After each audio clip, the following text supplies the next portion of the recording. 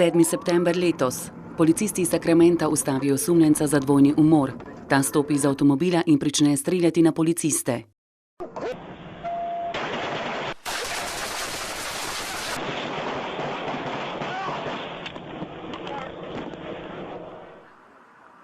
Enajsti september.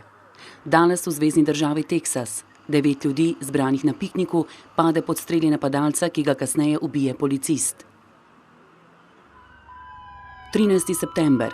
Najstnik iz Washingtona iz očetovega sefa izmakne orožje in se odloči, da bo svoje sošolce kaznoval zaradi nenehnega nadlegovanja.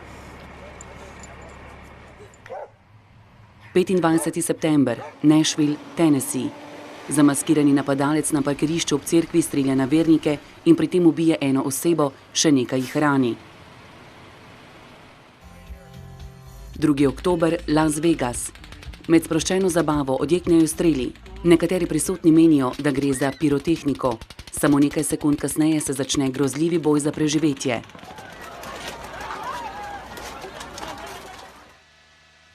To je bilanca strelskih napadov zadnjega meseca v Združenih državah Amerike. A smrti je še veliko več. Pod strelnim orožjem vsak dan umre približno 93 ljudi, letno več kot 30 tisoč.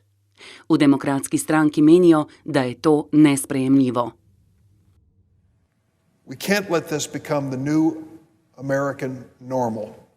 We can't just shrug our shoulders when we see over 30,000 Americans shot and killed year after year after year. We can't sit back and do nothing while hundreds of our fellow Americans are shot in one night simply because they went out to hear a music concert. This epidemic of gun violence is a uniquely American problem. It doesn't happen in any other industrialized country. And it's not because we have a higher rate of mental illness than other countries do. It's not because we spend less money on law enforcement than other countries do. It's because this country has the loosest set of gun laws allowing dangerous people to own dangerous weapons in the industrialized world. Toda republikanskim senatorjem se z razpravo o zakonodaji, ki bi omejila pravico do orožja, nikamor ne mudi. We're in the middle of the investigation. We'll see what that reveals. And at the end of that, there'd be an appropriate time to discuss it. In the meantime, our priority is on tax reform. As my colleagues have indicated, we're going to press ahead with that. In predsednik Donald Trump vprašanj povezanih s tem problemom preprosto ne sliši.